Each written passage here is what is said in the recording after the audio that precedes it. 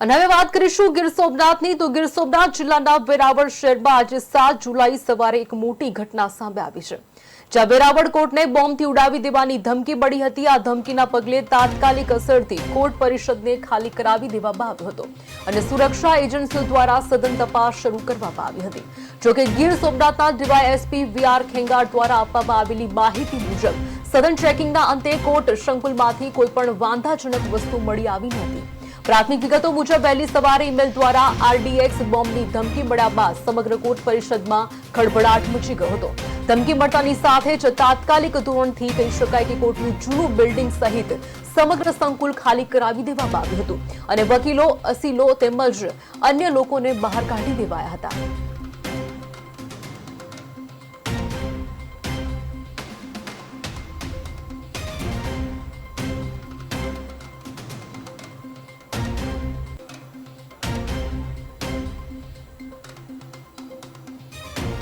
ઓસ્કારો બધા 11 વાગે નિયમિત રૂપે કોર્ટમાં હાજર થયા ત્યારે નામદાર કોર્ટ દ્વારા આ બોમ્બથી ઉડાડી દેવાની ધમકી હતી, એટલા માટે સમગ્ર પોલીસ તંત્રને બોલાવવામાં આવ્યું, ડોગ સ્ક્વોડને બોલાવવામાં આવી। અત્યારે વેરાવળ ગીર સોમનાથ જિલ્લાની તમામ પોલીસ આ અંગે કોર્ટની અંદર તપાસ ચાલુ છે। ડોગ સ્ક્વોડ આવી ગયેલ છે, તમામ પોલીસ તંત્ર હાજર છે અને લગભગ 1-1.5 કલાકમાં આ કાર્યવાહી પૂર્ણ થશે એવું છે।